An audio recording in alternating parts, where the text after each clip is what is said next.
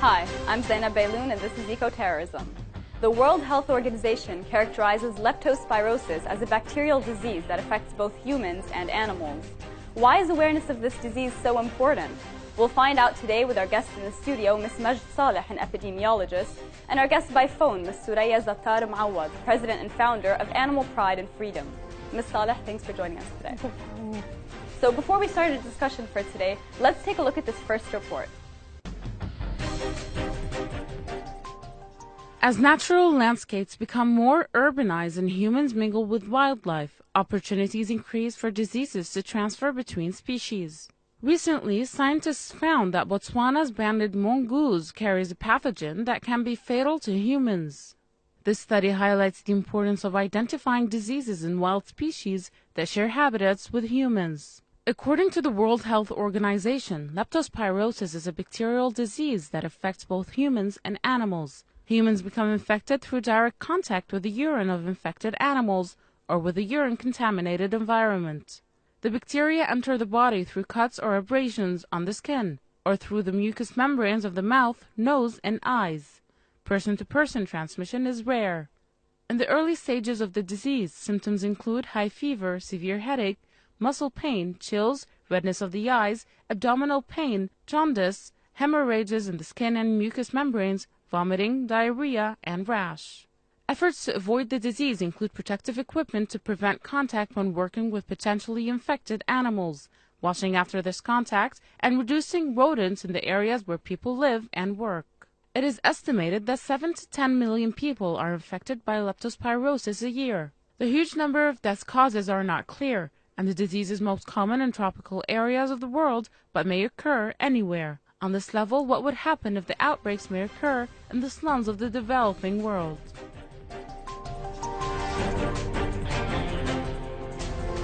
So, Ms. Saleh, as the report mentioned, rodents and other animals basically harbor and spread this disease, and transmission to humans occurs when they come in contact either with water, food, or soil that is contaminated with this infected animal urine or with this urine itself. So how does this occur exactly?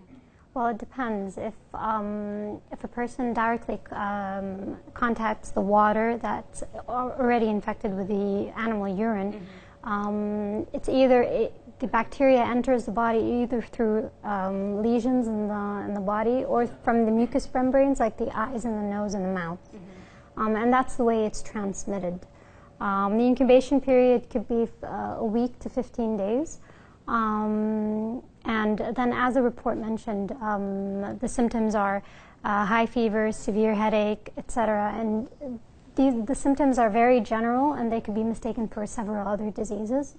But yeah, that's the way it's transmitted exactly. It's either lesions in the body from contact with contaminated water or through the mucous membranes in the body. But once a human being has it, it's not very contagious between humans. Human-to-human transmission is rare. Yeah, it's very, very rare. It's still unknown. It could be also transmitted through drinking contaminated water. Okay. Yeah. So why is leptospirosis under-recognized, and why is it so difficult to tell what exactly it is? Well, you were saying the symptoms. Yeah, because of the symptoms. The symptoms are very common. So there's fever, there's muscle pain, and at the end there's also diarrhea. So it could be confused sometimes for the flu. Sometimes it could be like simple diarrhea. So it's really hard to tell. Yeah, so that's why it's very much underreported, and in some countries it might be double the amount that's actually reported. How is it eventually actually found out? Are there specific tests? Yes, of course, because it's a bacteria and it could be tested. Are there certain areas where this is more common, where it's more tested for, where it's recognized as being something that is, something to test for? It's usually well known in tropical areas or subtropical areas. But it was also found once in Central America. It all depends on the natural disasters that occur in a specific place. So the tropical areas are more prone to floods and typhoons. And so that's why they have a chance of having leptospirosis more than other places. Can you give us some examples of such places, maybe tropical areas where this is common? Well, for example, not too long ago there was a typhoon in the Philippines, and there were a lot of reported leptospirosis cases. There was also some reported deaths.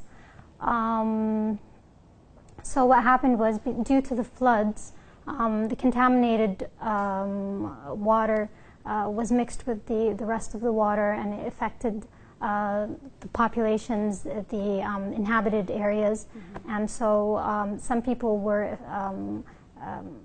in direct contact with that contaminated water. And was it mostly from drinking this water, or was it perhaps through the mucous membranes? I think it was through the lesions and the mucous membranes. It was through direct contact with the water. Is it also that dangerous to the same extent if one person is drinking this contaminated water? It's the same thing. As long as the bacteria is inside the body, it's there. So leptospirosis causes long-term health effects, and this might include renal failure, bleeding and inflammation of the heart muscle, and other different types of problems. So how severe are these effects, both in the short term and in the long term? Well, in the short term, it should be directly treated by antibiotics, and it should be the first stages of the diseases. So antibiotics should be given directly. The long term are really bad. Renal failure and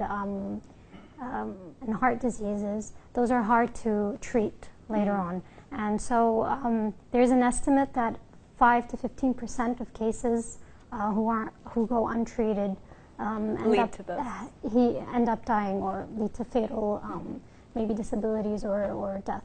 Why are the numbers so inexact? Well, because as we mentioned earlier, it's not always easy to detect leptospirosis. So it's also a case of reporting, people maybe not knowing that it might actually be something so big. That's why reporting is very important, yes. That's why surveillance is very important.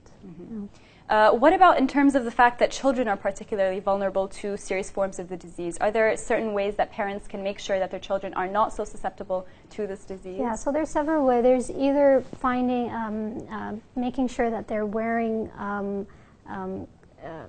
waterproof clothes like rain boots and rain jackets. In places that are particularly especially in seasons where it rains a lot, because in certain places like in the Philippines, when it rains it actually floods. And so it's very important to take into consideration the protective clothes. That could be a way of helping. There's also another form. Some people rely on leptospirosis prophylaxis. What happens is they give them drugs to try to prevent them from developing leptospirosis. This usually takes place in events where there's floods or there's expected typhoons, so that people do not get affected with leptospirosis. So you were talking about typhoons earlier and about floods and the fact that it perhaps increases the incidence of cases of leptospirosis in different people. So changing environmental trends in general, including extreme weather patterns, do tend to increase the threat of severe epidemics around the world. So are we seeing increased incidences of leptospirosis just because of this? Yes. It could be due to global warming, to climate change. Yes, the natural disasters, yes. Even in Central America, once there was a flood, and that also led to increased cases of leptospirosis. It could also be occupational. It's not always due to natural disasters. So people who work in sewage workers,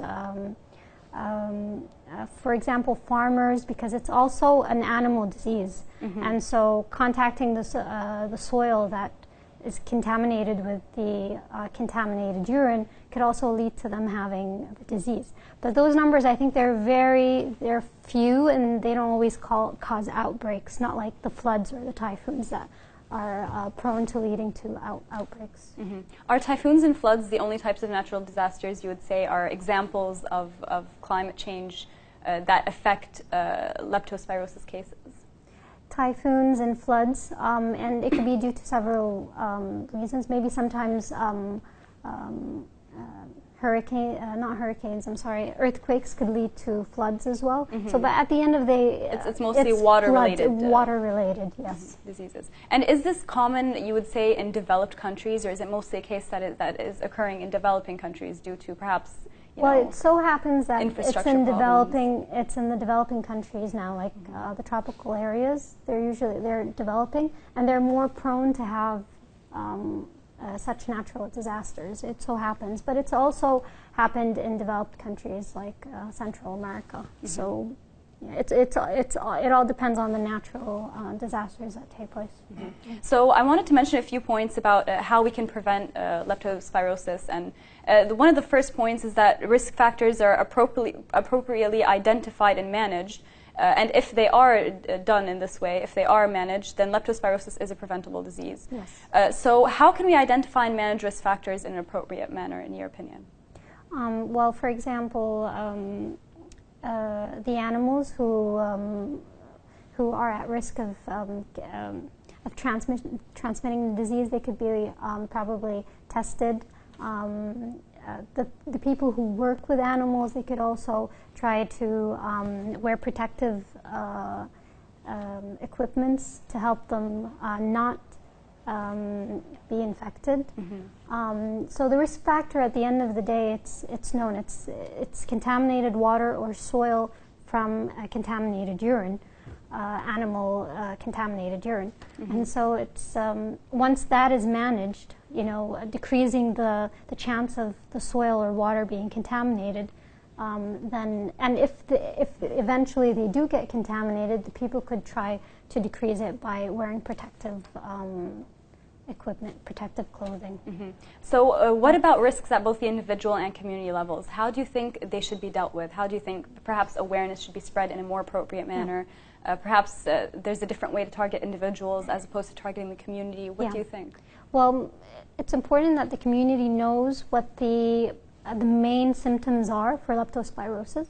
So let's say they went swimming sometime, because it also could be acquired from just recreational swimming, water sports. Mm-hmm. So let's say they did go swimming sometime and they experience, a week later they experience muscle weakness and high fever. They should also know that it might be due to leptospirosis, and they should seek medical care right away, because leptospirosis should be treated right away. Mm-hmm. So I think it's important that the people be aware of this issue. Mm-hmm. We'll talk a little bit more about prevention and treatment right after the short break, so please stay tuned.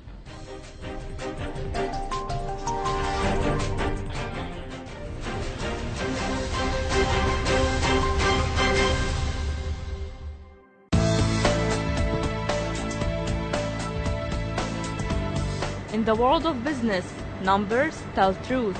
Investors seek startups and bankers provide loans. Stocks rise and fall. Traders anticipate shipments and cargo ships unload. But we at Etejah News spin the globe to bring you your weekly dose of business news.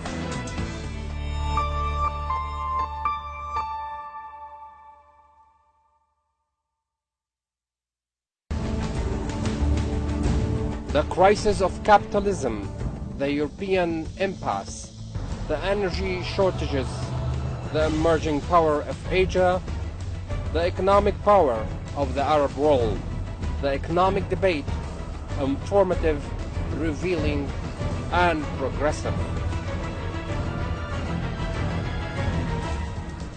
It discusses the economic event of the world. Economic debate, where the numbers reveal the truth.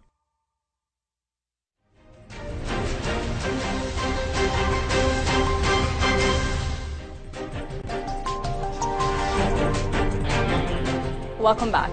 So before we continue our discussion for today with Ms. Saleh, please take a look at our second report for today.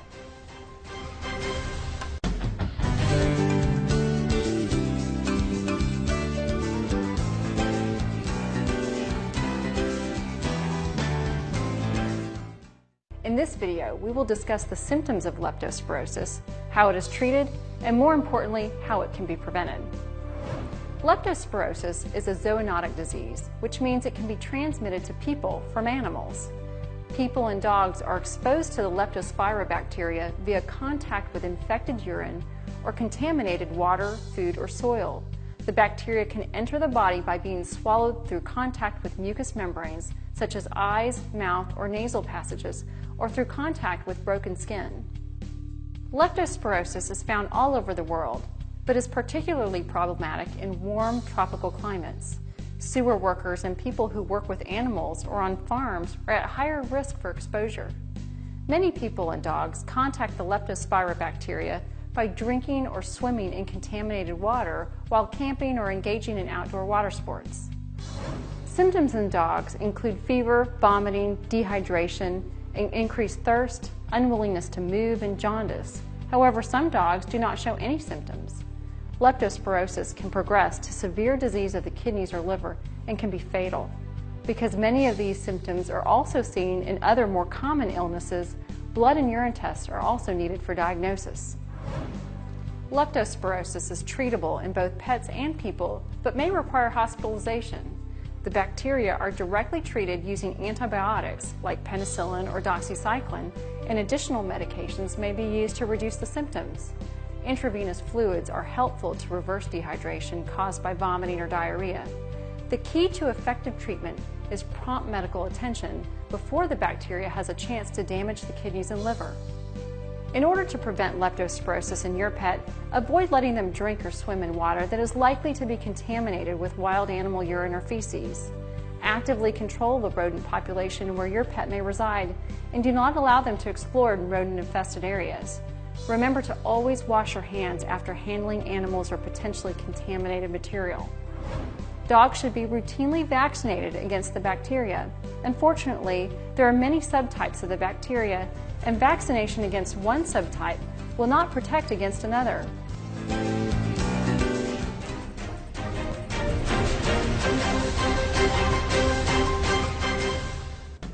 So, Ms. Saleh, back to what we were discussing before in terms of prevention and dealing with leptospirosis perhaps before it occurs.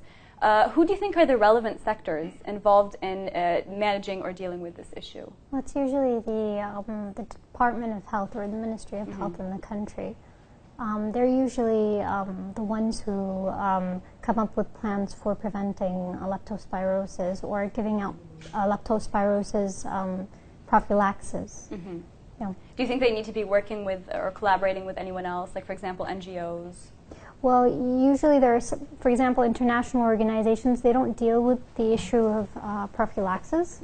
However, it's usually just the Department of Health or the Ministry of Health that deals with that. Now, the other organizations like the NGOs and the international organization, they could work on helping in the surveillance, the disease surveillance. They could also help in population awareness on leptospirosis, so they could work on that issue with the Department of Health or the Ministry of Health.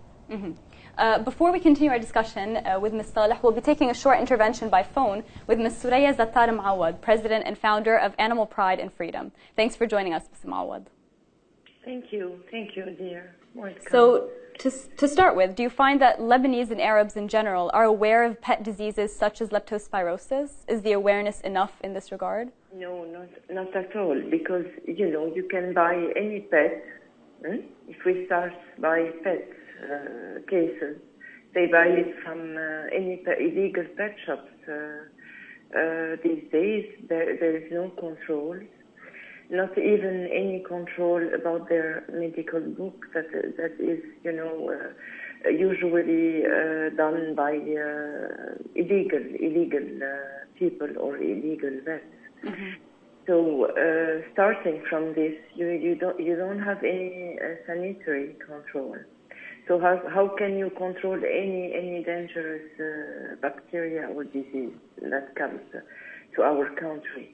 And you have such a big number of diseases, not only leptospirosis, as we have exotic birds coming from Africa. We have wild animals that are sold illegally, and they bring with them this kind of bacteria or lots of diseases.